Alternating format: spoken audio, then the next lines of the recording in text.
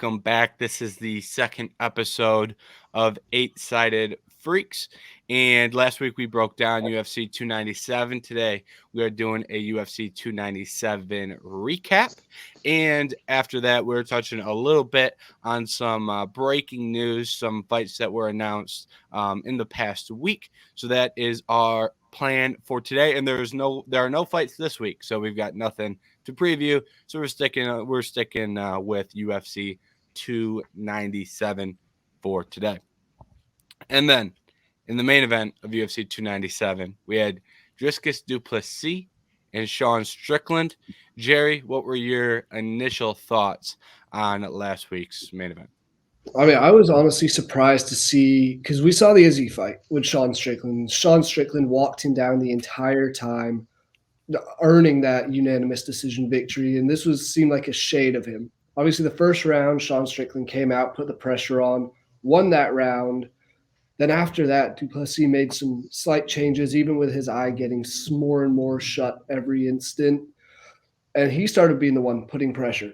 This was the first time I've really seen, outside of maybe that Alex Pereira fight, but that didn't last that long with Strickland, that he's been going on the back foot and someone else has been the one leading the fight and pushing him to scrap. And ended up being the Du Plessis decision. I personally had it 3-2 Strickland. I think that second round was the one I gave him that kind of seemed like a toss-up, but no argument with the decision. It was a very, very fun fight, and it's always a good time seeing guys just kind of go and swing and bang it out. But I was surprised that Du Plessis kind of went for so many takedowns. I thought he was going to stand and bang a bit more, and I guess that's something that surprised me about Sean was the first couple takedowns in the first round, he got right back up. After that, it took him a little longer too, even if there wasn't much damage being done on the ground by Du Plessis.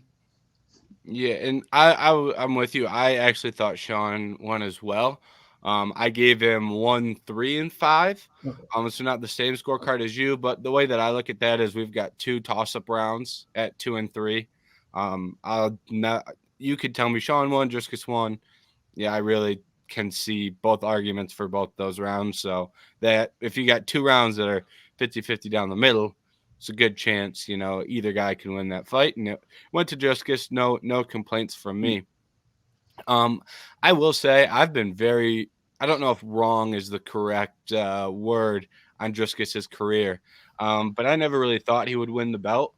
And I'm quite surprised that he is here at this point. And I don't know if it's maybe because I underrate how physically strong he is and his actual physicality. Because I guess when I think about fights, I usually think about styles and techniques, but that guy is just massive for this weight class. Oh yeah. Oh, he's frozen. Oh, there he is. Oh, I'm back. My bad. But he leverages his physicality pretty well, and to be able to do that against Sean Strickland, and it just felt like every time he landed, he was doing a lot of damage. So I'm kind of interested to see how his career plays out, because I still don't think he's the most technical, but he's physically stronger than everybody, and he hits harder than I don't know if he hits harder than everybody, but it feels like when he hits you, whether it's a leg kick, a body kick, it looks like it hurts in a way. Well, that kind of leads to you breaking down. So I'm really interested to see where his career kind of goes moving forward with that skill set at the championship level. I think I was kind of there with you in the sense for DDP specifically of I thought he was overrated at first, but I think that's only fair judging who he's fought and how he was winning. It should have been probably a little even easier in some of those wins with, I think it was with Tavares, Darren Till, and Derek Brunson. Yeah. And literally, I think Brunson and Till retired after the DDP fights. So, but then he fought Rob, and obviously, I mean, give or take, maybe DDP had a great night and Rob had a bad night. Still beating Whitaker on a bad night is something most people can't do. Mm-hmm. So I thought there was a respectable fair amount of skill, but kind of like you said, I mean, that's if that was your path and you really only your real test was against Robert Whittaker, which he passed. And then obviously he, just passed in a way, give or take if it was close, but against Strickland. So kind of like you said, I saw the path to victory of how it could have happened, but I still think there's some people in that weight class that could give him problems. But I think I'm excited for what's next. Also, I think he's a little bit more fun of a fighter to watch than Strickland. So, although Strickland's been that's two in a row, two watchable fights in a row.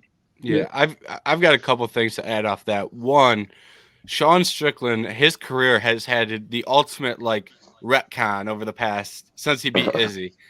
Before the Izzy fight, he had a lot of fights that people were not interested in watching.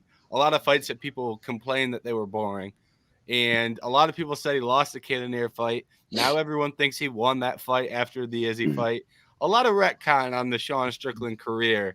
And a lot of people forget that some of his performances were not the most fan-friendly 5-round fights. And that really got swept under the rug in the past 6 months.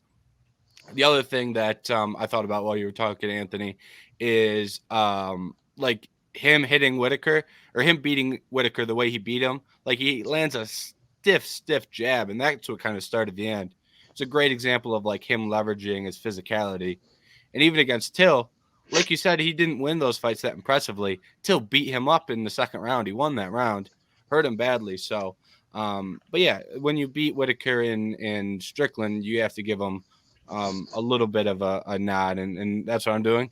And last thing I'll add is the cardio in that fight far surpassed what I expected. I did not think he would ever be able to go 5 hard rounds, and he did. So I think that was a big concern in his career for me, was the cardio, and he went 5 rounds. So I have to give him credit for that as well. Yeah, I mean, that's something we talked about last week we were both, I think, agreed on the fact that if this was going the distance, it was Sean Strickland's fight to lose. Mm-hmm. If DDP was to win, it was going to be a finish in one of those first 2 rounds. Proved us completely wrong.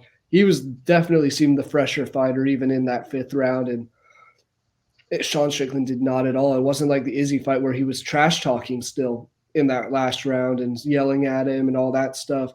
That's something else that was different to me about Strickland in this fight, is he seemed a little less like himself, seemed a bit more composed to an extent, but I don't know if that necessarily benefits him. And clearly in the end, didn't get the decision his way. So maybe he needs to be that rambunctious kind of trash talking. And that just is a sign that he was getting worked a lot. And I think those takedowns did end up adding up over time. Mm-hmm. Oh, I was going to say, well, I had a question because I was wondering how the cardio, because that, if I got to be if I was able to be the show with you guys last week, that's one of my things, because cardio showed up big in the Till Brunson fights, and then the Rob fight. I mean, he got him, I think, kind of early in the 2nd round, so nothing. But it's good to know at least he had that, championship level to keep it going to the 2 rounds. And then I was going to ask, because he's been pretty upfront with his game plan and stuff, or his coach and stuff. So what did you guys think about his game plan in this fight? And if I would say if he executed it well enough, I don't know. It sounds like y'all had it 3-2, but still. Mm-hmm. I'll say that even game plan wise, I think he made some great adjustments. I think he lost the 1st round pretty clearly. And he found a way to get to Strickland with big shots, because one of the things about Du Plessis is he throws those big wild hooks and he blitzes, but that worked well against Strickland because Strickland leans back, does the hand swat thing where he's swinging down at punches and he's leaning back, and when Du Plessis could put 3-4 shots together, he was landing. So I thought that was a really great adjustment from a game plan perspective, and something I was impressed with. And that's something that, it's hard to tell, is Du Plessis going to be able to follow a game plan? Can his team create a good game plan? Because this is their team, the South African team. This is their first time in a championship fight. Du Plessis is their first fighter at this level. And they really only have Simon as the other guy in the UFC. So their team is really improving. But I thought they did a good job from a game plan standpoint against another good gym with Eric Nixon. So I was impressed. Yeah, absolutely. I mean, you mentioned the adjustments he made after that first round. I think that kind of threw Strickland off a bit with the coaching words he got from, or at least DDP got, was changed the fight completely because he could have gone out and continued what he was trying to do in the first round. I think he probably would have lost the fight rather easily in the end, but made the adjustments needed and got the result as a Yeah. player. And then I kind of want to talk about UFC 300 a little bit because when you are thinking about like the headline of this event, the event still doesn't have a headline. Do you guys believe that Dricus Du Plessis and Izzy is the fight to make for the UFC 300 main event? Because it seems like there is a lot of smoke around that idea. Do you think that will come to fruition? Do you like that idea? I just want to get some feelers on how you guys would view that fight. And if that isn't a fight you'd like to see as the 300 main event, where would you go instead? Anthony, we can throw it over to you first this time. Okay, I was trying to see. I was trying to pull up the UFC 300 card real quick, but it's tough. I think yes, I would watch it. I wouldn't I wouldn't mind it because isn't. Let me see real quick. 300 isn't Max. Yeah, Max Holloway, Justin Gaethje. It's such a good card, right? Is what I was gonna say. To where that's if you put that as the main event, still a fantastic card. Everyone should be excited to see. Could they make it better? Sure, but after we got what we just got, I'll just take a card like that, a good card. I'll take an Adesanya DDP main event, But I think my one concern is, so me as a UFC fan would still be excited to watch Adesanya in the octagon again. I know he kind of went down, and it seems like some of the hype is lost around him, and the environment that was an Adesanya headliner at his height more. But I think, and for the most part, even though I haven't loved and been sold on all of DDP's wins, I would say they were fun fights for the most part too. So there is that. So I think that a DDP versus Adesanya should have fun enough press conference and stuff, as long as it doesn't get too crazy, like that one octagon interview where Adesanya was hammered. But yes, in general, I would say that's something I would be fine with. I would have to look to see what else I think would be a better fit. Yeah, I'm with you.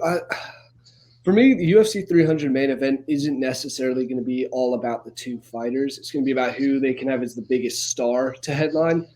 And it's hard to pass up an Israel Adesanya, who for a very brief moment there was arguably the face of the UFC.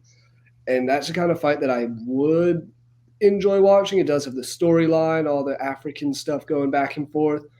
The only other thing I would say about that specific fight is I know there's been talks, and probably for the last couple of years, about doing a card in Africa. This seems like the clear pay-per-view headline for if they were to do that. So I don't know if they have. Haven't seen any real plan of a set date or even a pay-per-view or a year even. But if that was to be a thing this year, I would say save it for that. My question is Du Plessis going to be fully recovered? Because his face was destroyed. And that is only 3 months away. So it's that time change or that time overlap could be a little difficult. I still think he could do it. But it goes back to what we were talking about last week, James, of I don't know what the other options really are for the 300 main event. I suggested maybe an Alex Pereira fight, but that might not be a seller if it's more Magomed Ankalaev compared to if it was Jamal Hill. Islam, we don't know what's happening there, but I doubt he would be the headliner. So it's one of those things that this seems like the fight to make for that UFC 300 headliner, but there's a couple other guys I would potentially throw out there. We saw Hamzat made the call out. Alex Pereira said he posted something about maybe one last dance at middleweight, coming back for second belt again. I don't know. There's names out there, but I do think the Adesanya one makes the most sense. Yeah, I agree with what a lot of both of you guys said. It's like it has to be a star. And the other thing that is kind of important is that you're going to have multiple title fights on this card. So in theory, the highest weight is going to be the main event. And if it's not Izzy and Du Plessis, maybe it's Hamza and Du Plessis. But then you're looking at like a Leon and Bilal. In my opinion, that is better served as a co-main event on UFC 300. And you're looking at Alex Pereira and Jamal Hill. Is Jamal Hill healthy? Who knows? And you're still going to need someone to headline UFC 301 the month after. And that seems like a good time where if Jamal's healthy, then you can do that fight. John Jones obviously is out of commission for a while, so it's hard to find a star and someone in the bigger weight classes. And it seems like Izzy is just like, I don't want to say the default choice, because he is a star, and it's hard to like default back on a star, but like you're looking at the options, and there's a lot of stuff that doesn't make sense or check all the boxes, but Izzy does. So I think that is the route they go, assuming Du Plessis can fight on that card. If he can't, then they're scrambling for something different. But that's kind of the direction I would lean right now as well. I just have one more question for you guys, at least in terms of UFC 300. Say they do like a Izzy versus DDP title fight. You mentioned Leon and Bilal, and there's been rumors about that being at UFC 300. Do you think they would add that as the co-main? Because then it would give us 4 or 5 round fights on that main card. Because there's the BMF fight between Gaethje and Max Holloway, which we'll touch on a bit later, which is 5 rounds. And obviously Whaley versus Jan is 5, and then 2 more title fights. I just think that'd be quite a lot. I'm here for it. Have they done 4 before? I know they've done 3 5 3, right? I thought they jumped which, I mean, it depends. We've talked about the belt before too when it first happened. What is it? Baddest BMF belt. I thought that was kind of fast to see that back in action again. Also, but I mean, I don't know. I guess what's better when it's watered down. Like we don't really need that belt when there's 3 other fights on the card, or. See, they should have kept that belt. The reason I think they should have kept that belt too, I guess it's hard when you want to book Gaethje again.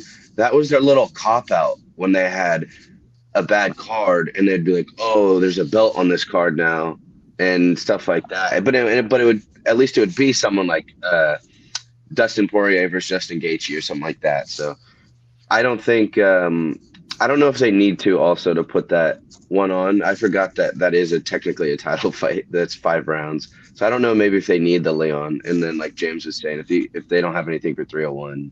Yeah, do that. I did want to say you could put Alex Pereira on anything though, and I'm watching it. So if he wants to fight on 300, it's good with me. Yeah, that's a good point. I personally think they would do it because I don't know how well a Leon and Bilal title fight sells a pay-per-view, being 100% honest. And if you put it on 300, that's probably the only time you can get away with putting a welterweight title as a non-pay-per-view headliner. I'd have to go back and like run the timelines, but I want to say the last time welterweight wasn't a title fight was when it was Woodley, or excuse me, wasn't the main event of a pay-per-view, was Woodley and Wonder Boy, and they were fighting under Conor. So it's not every day that the welterweight belt isn't the pay-per-view main event. And if you don't trust Bilal and Leon to be that pay-per-view main event, this is really your only opportunity to work around that. So I do think that makes it a possibility. Is there that big of a difference between DDP and Strickland though? Or that's a good. I think Strickland has a bigger fan base than people realize. No, sure, that's I could see that, and it's the problem. I do. That does make sense. Fan base. Yeah, and that's the issue. I think Leon has a little bit of a fan base growing, especially like in the UK and across Europe. But Bilal, it's just constant people ripping on him for being a boring fighter and no one wanting to watch his fights, which makes it hard to sell. I was amazed at just the whole fight week how much support Sean Strickland had in Canada of all places, because he's talked so much trash about there, and they all loved him. Yeah, I do find it interesting how his career has panned out and the reception that he has got in Australia and in Canada. It seems like both of those crowds were heavily leaning his favor, and it feels like he has fans. And then back to the Leon and Bilal thing, like Leon is the A side in that by a wide margin. And I don't know how well that would do in the US. I think it would probably do very well in the UK in terms of how does a UFC pay-per-view do in that region. It'd probably do very well in that region, but I don't know how well that does globally and nationally for the UFC. So that's why I'm a little questionable about how that would go down. And then last thing here I have on the main event that I also want to touch on. Where do you guys think Sean Strickland goes from here? Because his career, like we talked about earlier, it went from stick him in the apex and give him somebody to two pay-per-view headliners in a row. Where does he go? Maybe not even an opponent, but do you see him as a guy who send him back to the apex and give him 5 rounders? Do you think he's going to be a name on a pay-per-view that gets in 3-round fights? Like, for example, when we see Charles Oliveira without the belt, he's always on a pay-per-view, 3-round fight, boosts the card. Or do you see him as, how do you view his career moving forward? What are your kind of predictions for that? You want to go, Anthony, or you want me to? You could go first. All right. I think he's going to be a pay-per-view fighter. I think he has enough fans now, and I think that's something you guys said earlier, is that there were a lot of people who thought his fights were boring and that he thought he maybe lost fights that he shouldn't have before he became the champion. Since he beat Izzy and got the belt, his stock has just skyrocketed. I think it'd be hard to throw him back into the apex because you hear the crowd chanting his name. You hear the excitement all fight week when it's Sean Strickland's fighting. Everyone's waiting for the press conferences. What crazy thing is he going to say this time? Where I think that's where he'll be like an Oliveira. He'll continuously get 3-round fights, and that might make it a bit more exciting because he has obviously the stamina majority of the time to go 5 rounds. Give him a 3-round fight, he's going to be swinging and banging even more so. As far as a specific fight goes for him, I got 2 in mind. There's the one against Jared Cannonier where that went to a split decision. You said he ultimately lost. Some people have now said he maybe won that fight. Why not run that one back? 2 guys, kind of top 5. The other one that came up in my mind was Robert Whittaker. Whittaker doesn't have a fight booked to mind. Oh, no, he's fighting Paulo Costa, isn't he? Mm-hmm. Never mind that. Jared Cannonier's the one I'm thinking of. I was going to say Whittaker would be an interesting one because they both just lost to DDP, but forgot about that Costa fight. But as we've seen with Paulo Costa fights in the past, you never know if they're until they're the octagon if it's actually going to happen. So maybe have Strickland as a backup in case for that one. That's what I was going to say. Have Strickland be ready for that fight in case one of those guys pull out. I think that, like you said, I mean, I much as to say, although I feel like Strickland was a decent. Does that even make sense? Was like a fine Apex main event. I think that has Strickland written all over it right there. But I think he's done enough to the point to where not only from like his star level or how many fans he has, I think just skill fighting level. He's at the point now where if he's going to be fighting in the top 5, it's not only his name maybe, but the other people's name or the up and comer he has to fight. So I think he's probably solidified his status as at least a low tier pay-per-view card, or like one of the first fights of the night or something on the not main event, but main card. So I think, and I think it's someone that's not a big fan of him. Like, it's funny. One, I've always said he's had boring fights in the past. And then 2, I thought Jared Cannonier beat him. So when people are like switching now, it's like, I don't think so.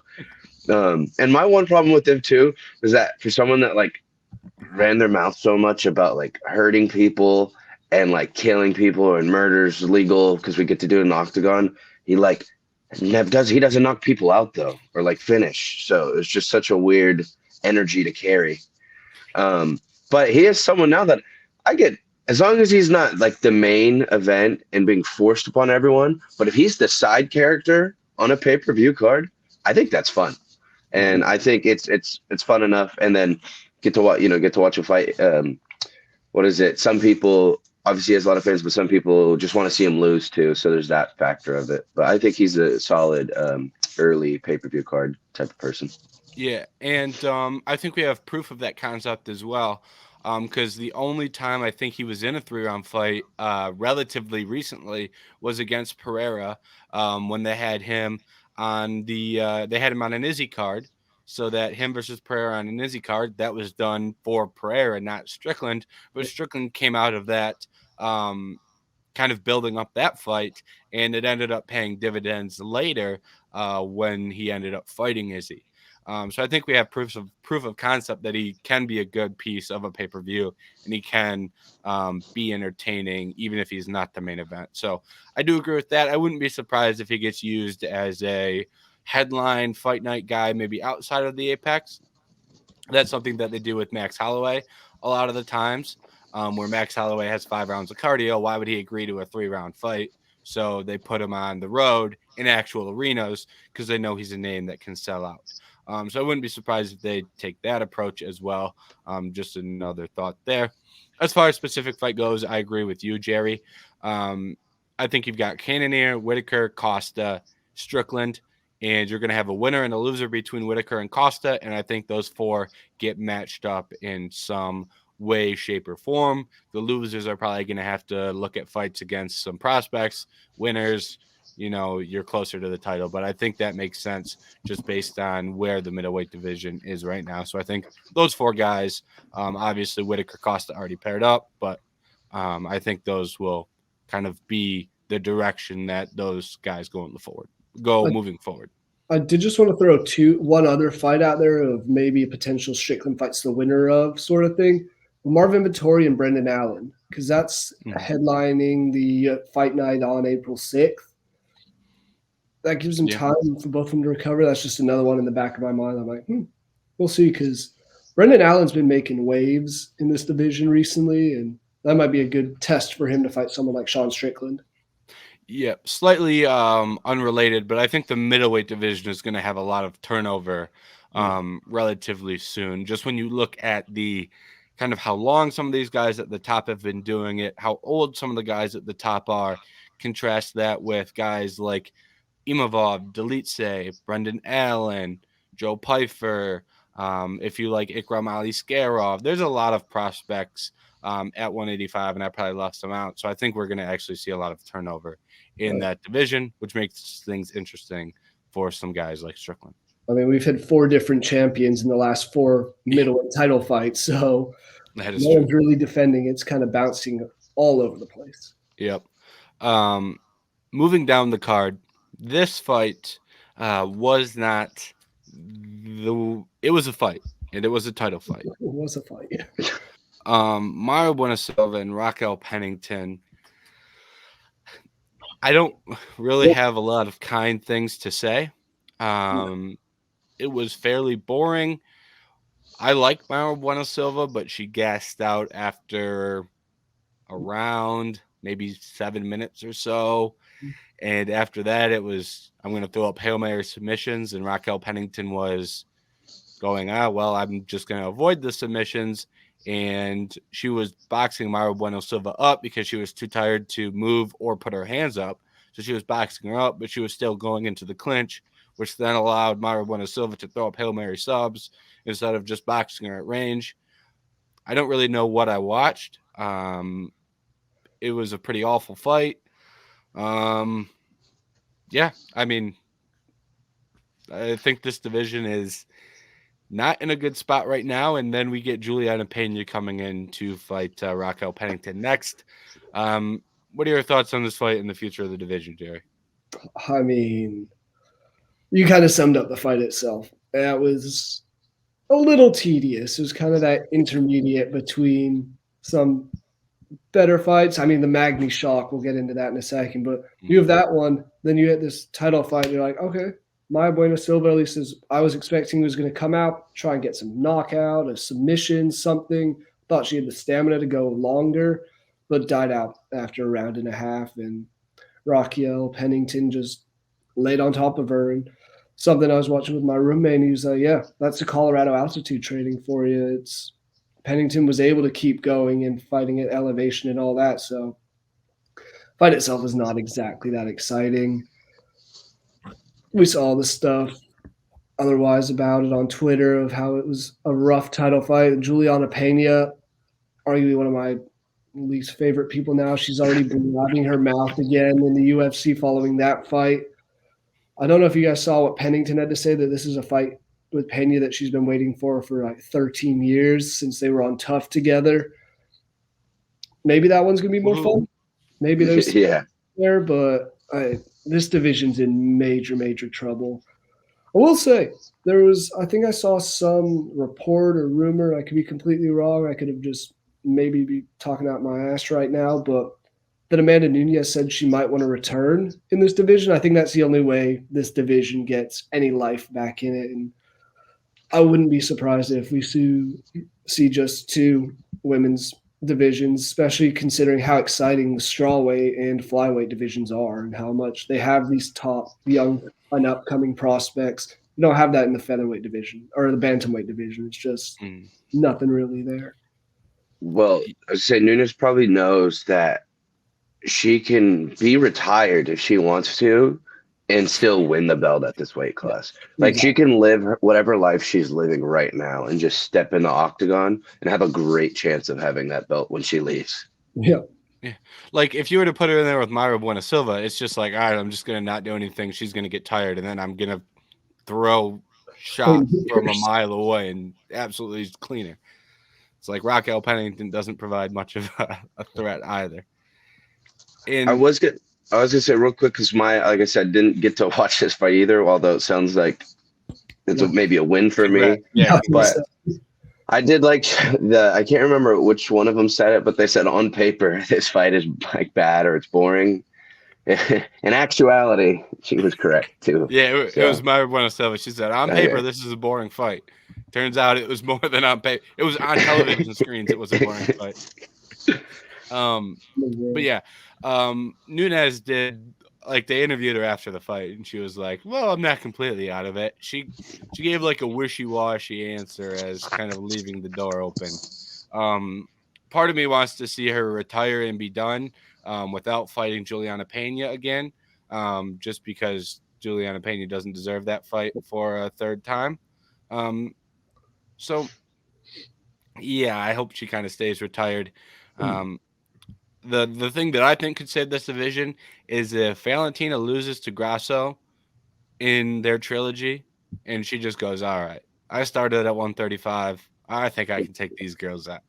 And she just goes up there, gets the belt again, and dominates until she decides to retire or completely falls off a cliff in terms of skill. So I think that could be another outcome, but this bantamweight division is going to be a drag for a while, and it makes a lot of sense as to why Nunes retired in the summer and we didn't get the first title fight until January. They gave us a solid 6 months of like, all right, we'll just pretend this belt is not even present. We'll just ignore it for a while. Couldn't do it forever, but ugh. I guess I do have another question for you, because we've seen a couple really bad title fights in the women's UFC in the last couple of years. I'm thinking more Carla Esparza, Rose Namajunas. Which one do you think was worse? Because I still think Pennington at least did a little bit in this fight. That Rose and Esparza fight was just god awful. Yeah, I think Rose and Carla was probably the worst fight of all time, and this was probably 10 times better than that fight, just because of how bad Rose and Carla was. Sure. At least Mayra Bueno Silva gave a couple submissions. So it was like 3 times we were like, oh, is she gonna get the finish? Never had that in Rose and Carla. So that I don't think it was quite as bad as that fight. Okay, I was curious. I was like, it wasn't that bad. It was rough, but I was there for that Rose and Esparza fight, and crowd was not having it. It was brutal. I do remember you went to this. That's a funny fight to end up going to. Think Charles and Gaethje saved you in the main event. Well, I mean, You- it was one of those other bummers. It was the Tony Ferguson Michael Chandler fight right before Esparza and Rose, so the whole crowd's already emotional, and this comes out. Ugh, man. We'll see what happens next in women's MMA. I'm very, very excited, I will say, for that Yan and Wei Li fight. That's going to be – could be a banger. Yeah, I don't want to make it seem like we're completely trashing women's MMA because 150 that's one of the best fights you can make in 115. Whaley and Yan, and I said this in our Slack chat when I was talking to Trey, but 115 and 125 are actually both in pretty good spots right now. In terms of some of the top tier. 125 is dangerous. Fior, Grasso. There's a lot of fun female fighters. They're just none of them are in this division, unfortunately. Yeah. 0 of them. So it is what it is. It is indeed. All right. Neil Magny and Mike Malott.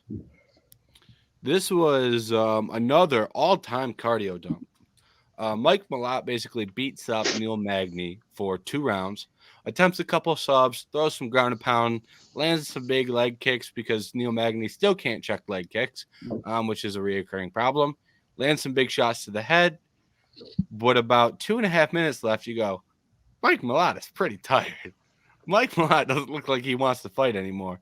Neil Magny gets on top, starts throwing some ground and pound, and you're going, Mike Malott's not moving.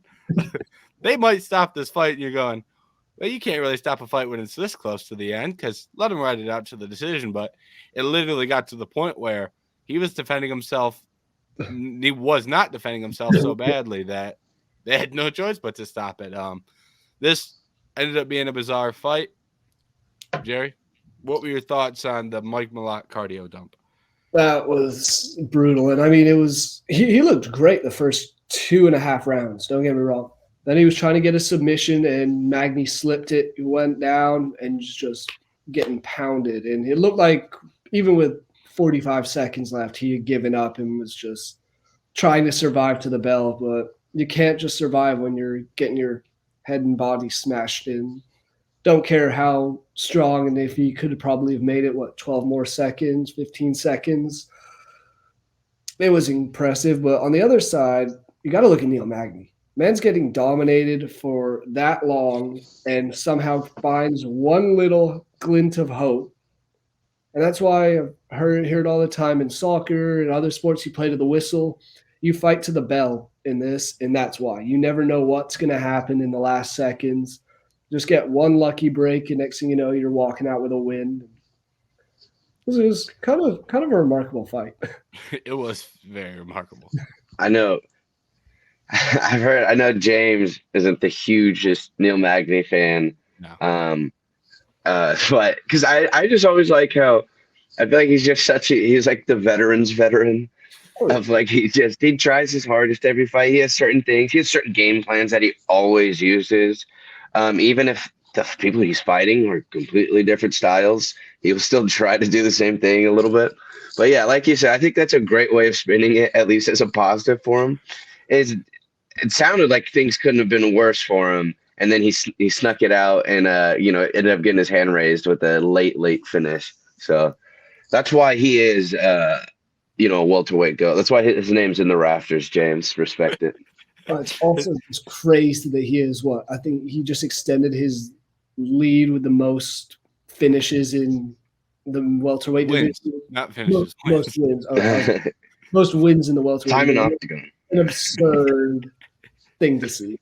Yeah, I'll never forget when he broke GSP's record. I was sitting there going, "Oh, you got to be kidding me! What the hell are we doing as a sport? Let Neil Magny break a record held by George St. Pierre." But Neil Magny, I know I'm not the biggest Neil Magny fan, but he was a lot better a couple years ago. He's gotten to the point now where he's not reacting to shots well, but he hangs around. He's tough. I will say I was very concerned that Malott didn't actually sub him while he was on top.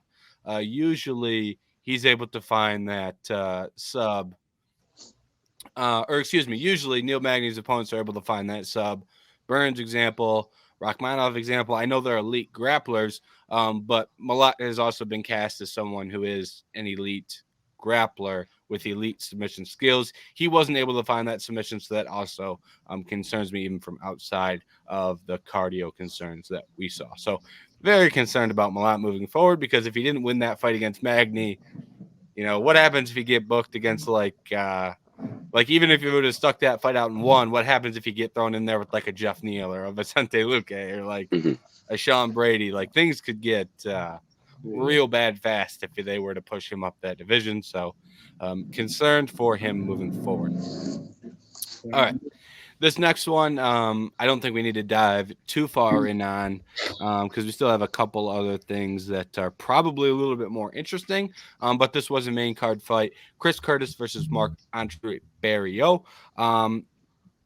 Jerry, what were your initial thoughts and reactions to this fight? We were talking beforehand, and I will say this was a fight. It was just kind of there, present. Yeah. How do you view this fight?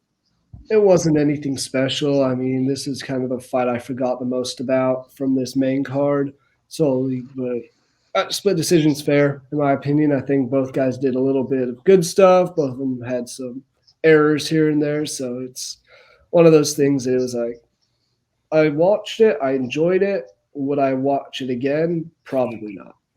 Yeah, I think that's a fair way to put it. Chris Curtis, some good boxing. Marc-Andre Barriault pushed the pace a little bit in the third round. I think Chris Curtis deserved the decision nod, so we got out of that one controversy free. All right, last fight on UFC 297 that we are going to touch on. Last fight on the main card. Movsar Evloev versus Arnold Allen.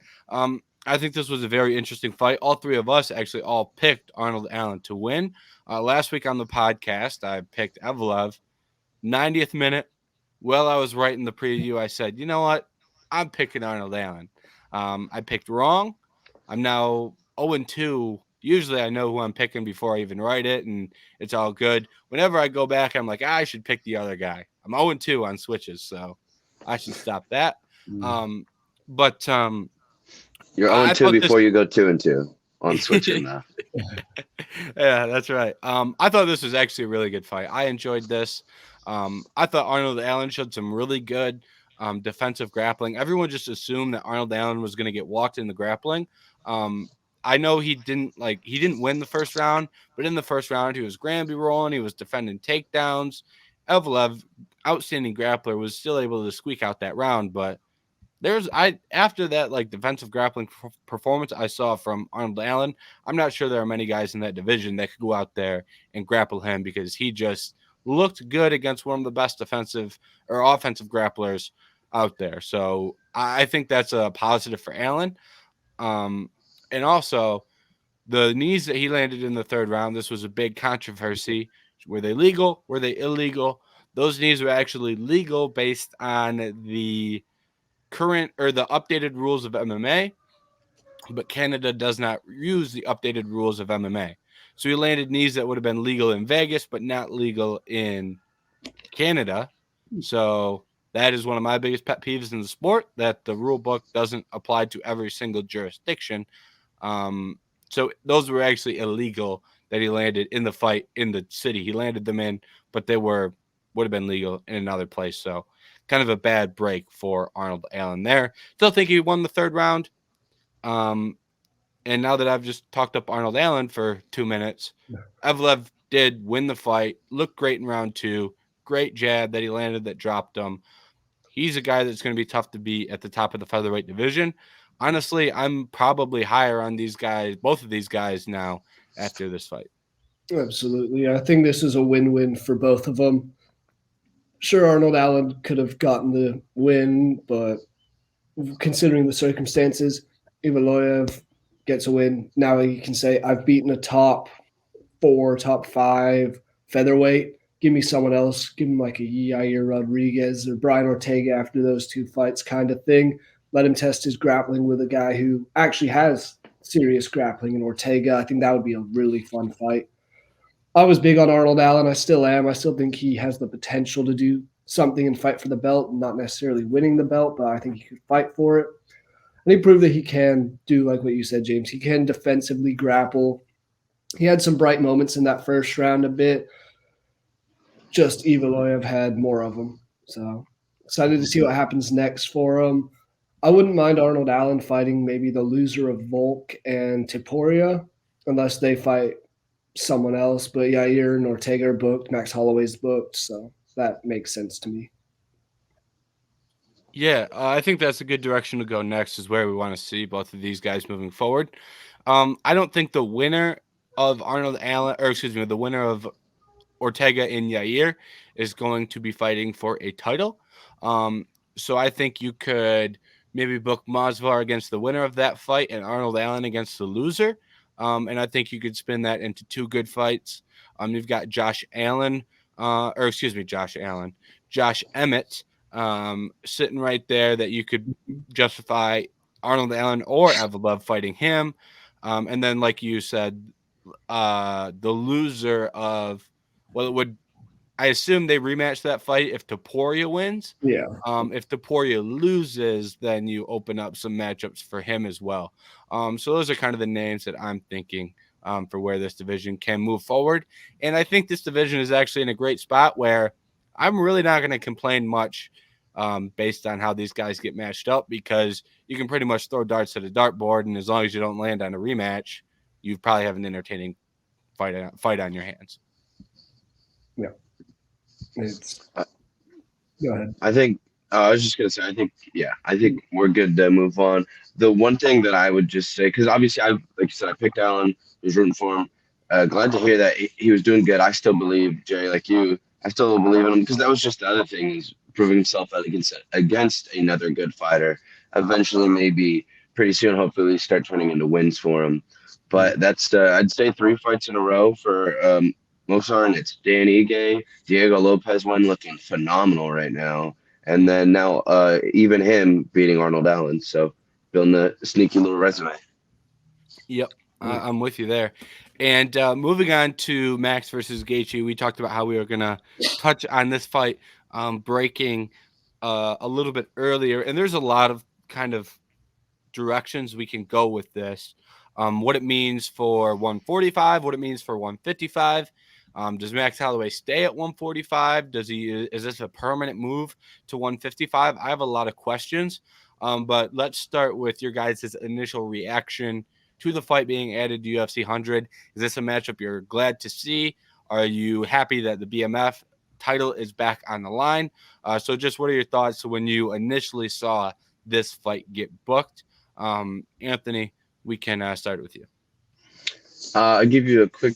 I mean, the initial reaction was awesome. You know, like who's not? Like, I don't know who genuinely would like turn that fight down. I think big Max fan. I love seeing him in the octagon, and obviously Gaethje's about as entertaining as it gets in the octagon. So I think they really, the UFC just used 2 of their, like get out of jail free cards where they could slap them on against any matchup, any fight, anywhere on the card. And that's going to be one of the fights people want to watch. And they just used 2 of their fighters that have that, that's that power, that star power. Yeah, I'm with you. I like this fight on paper. I'm curious to see how Max does going back up to lightweight. Gaethje's not exactly the easiest guy to fight against by any means, but it's going to be those leg kicks and that kind of style that we see from Gaethje against the boxing of Max. James, you asked if this is permanent. I think this could be a permanent move, just because what does Max have left at 130 or 145? Mm-hmm. He's already done enough to probably get another title shot at Volkanovski, but that's never going to come. I don't think the UFC wants it. I don't necessarily think the fans want another fight between the 2 of them. So I think moving up is really the only decision, and we'll see how it goes. Maybe he surprises people and beats Gaethje. Then that gives you something easy of, okay, let's throw him in against Islam or against Poirier, Oliveira, Armin, depending on what happens in that fight, sort of thing. And whereas, what is he just going to be in the featherweight division, be the gatekeeper to a title shot the rest of his career, never getting one himself? Yeah. As far as 145 goes, I agree this should probably be a permanent move to 55. Add some weight. He's already a pretty big 145, or add a tad bit of muscle, but like he's simply running out of matchups at 145. Obviously he didn't fight everybody, but he fought Arnold Allen, he fought Yair, he fought Ortega. You know, there's a reason he got booked against Korean Zombie. There's a reason he got booked against Korean Zombie. What happens if Cater beats Aljamain? Then that takes Aljamain out of, that would be a fresh face, but he already fought Cater. Mhm. And you're kind of resigned to like Josh Emmett, and like if I'm Max Holloway, I'm not jumping up and down to fight Josh Emmett. What does that do to your legacy? And you take the risk of eating one of his big shots. Like Mhm. that doesn't really help you in any fashion. Movsar Evloev, why would I want to prepare for him for 5 rounds when that doesn't really move the needle on my legacy? Going up to 155, on the other hand, if you get paired with a great grappler at 155, like it's going to be a tougher matchup, but that does a little bit more for your legacy if you can go up and start taking out difficult stylistical matchups in a different division. So I think from a legacy standpoint, it helps him a lot more at 55. I will say the only way I think he goes back down to 145 is if you have Ila Topuria kind of cement himself as that champion. Say he beats Volk and maybe beats him in a rematch, and now Max is going, well, I can get a title shot without fighting Volk, because that's the reason I wasn't getting the title fight, is because I already fought him 3 times. So I wouldn't be surprised if that takes him down to 145. But that would kind of be my thought process on Max.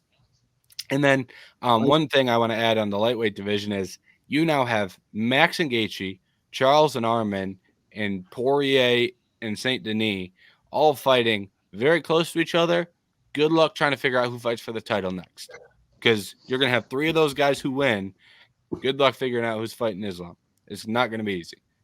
Oh yeah, that's going to be very, very difficult. I think the only outlier would be if Poirier beats Saint Denis. I think he's the least likely to get a title shot of those 4 or 5 guys. But Saint Denis comes in and wins. It's easy to make him a fight against the loser of Oliveira Arman, maybe. But even then, this division's a mess, and this is why it's fun at times in the lightweight division. It's been historically one of the bigger, more exciting divisions, because you go 6 guys deep, and then Saint Denis not even in the top 10 yet, so that's another guy to throw in there. I think as far as Max goes, sure, him beating Justin Gaethje would be perfect for him to go and warrant a title shot potentially. But there's also a fight that if he was to lose and wants to still stay up there, why not give him the winner of Michael Chandler and Conor McGregor next? Because neither of them are going to get a title shot. I guess McGregor is McGregor, so who knows if he comes out and wins quickly. But Holloway McGregor again would be fun. The pure McGregor fashion, like beats Chandler quick, and then has a decent little fight with Holloway, and then gets his title shot, and then gets a chance.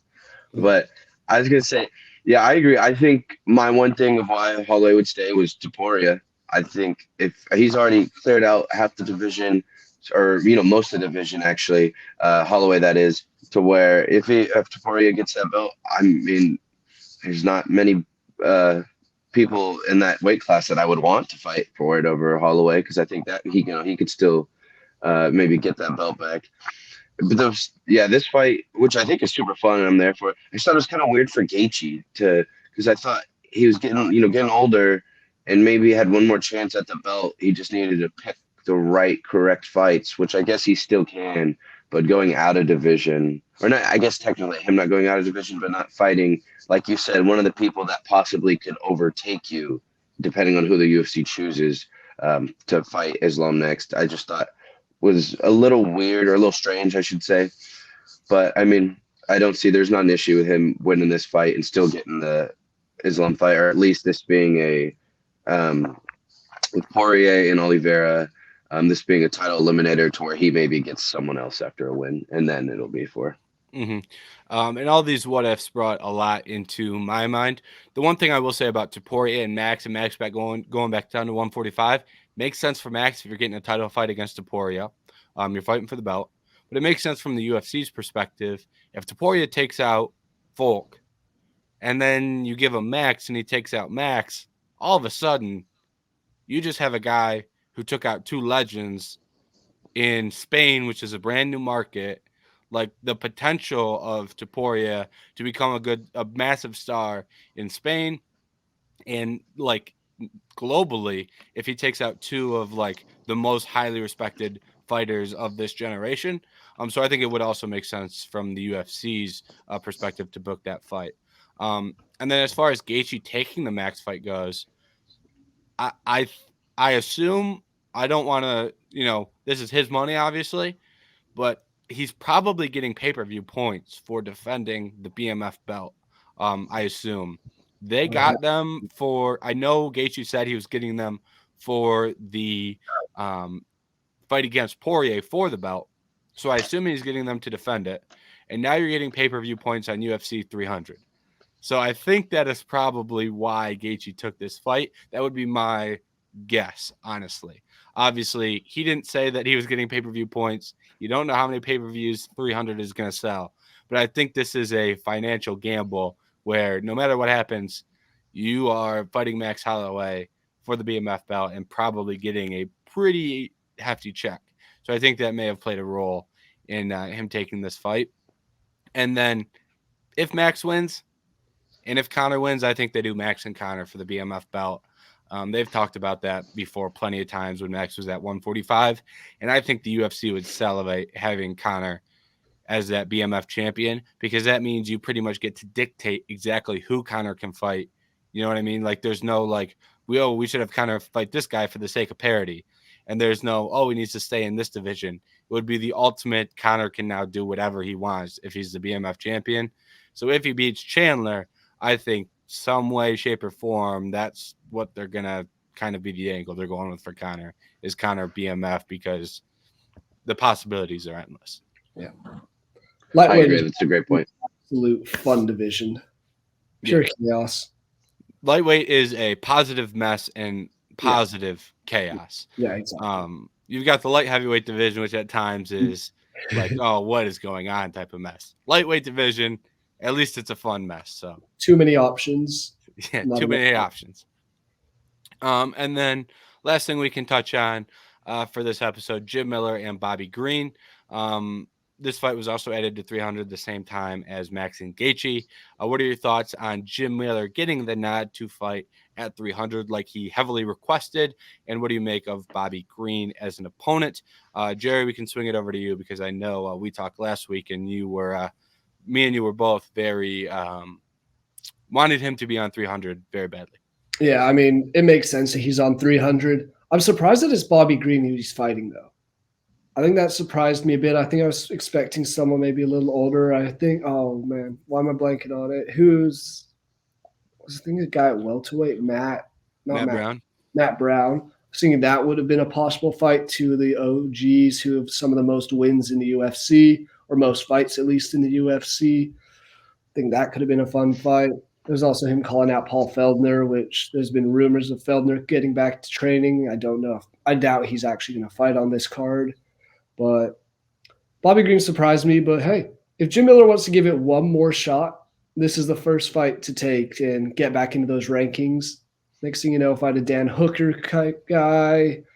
See what happens. I think, I don't know. This was just, I think it's a good matchup. I kind of looked at it like two company guys there, just gave them there. Because I think that's also why Bobby Green got matched up at UFC 300, big pay-per-view, big card and stuff like that. And he's been putting a lot of work for Dana. It seems like Dana likes him.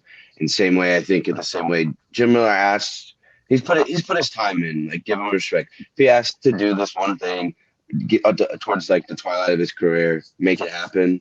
And then also with the Bobby Green matchup, with the other fact is that I think it's also another winnable matchup to maybe get some more, stats on that record and such. So, I agree with what a lot of you guys said. I view Bobby Green as like a top tier company man in terms of like what he has done as of late. Like in the last 2 years, he fought Islam. Maybe this was more than 2 years ago, but he fought Islam on short notice.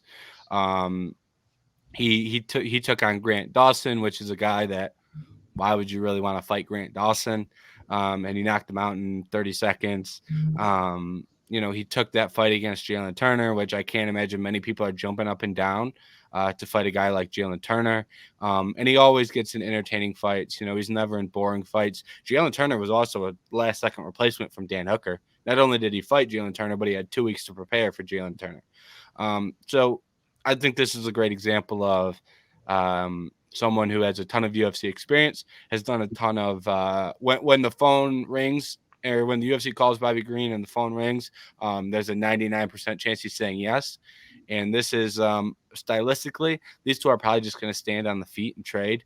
Maybe Jim gets a takedown and looks to hunt a sub, but he's been standing and trading as of late. And I think that's what he's going to do in this matchup. And, it's probably going to be the first or second fight of the night, but the fans in the arena watching it live are probably going to have a good time. So I think it makes sense for a lot of reasons. Wasn't that really the name I was expecting. I was expecting one of the names you called out, a Paul Felder, Matt Brown. But when I saw Bobby Green, I didn't have any complaints. So overall, happy, makes sense.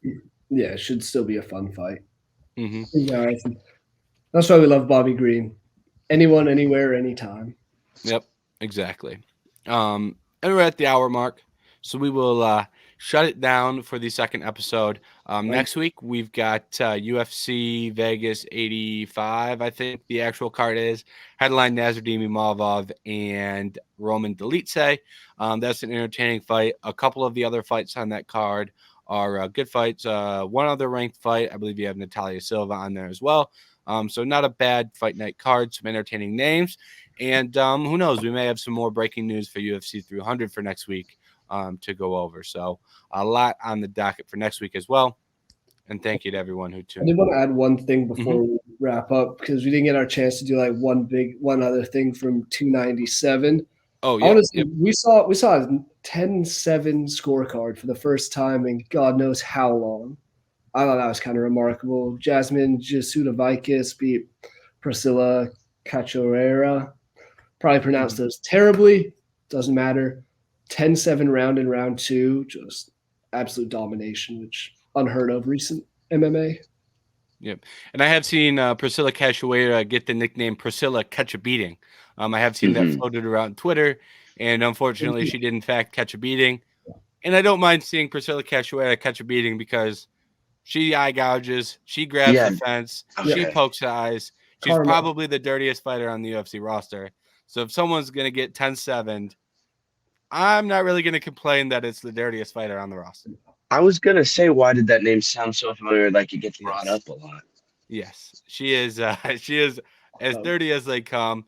Jillian Robertson had her in a rear naked choke, and she just took her thumb directly in her eye. That's right. So Jillian Robertson also picked up a big win on the weekend, so credit to her. And my shout out, Sergey City and Roman Tavares. Outstanding fight on the prelims. They didn't get fight of the night because Tavares missed weight, so it became ineligible for fight of the night. But they deserve some sort of shine for putting everything they had out there on the prelims. So I will shout them out as well.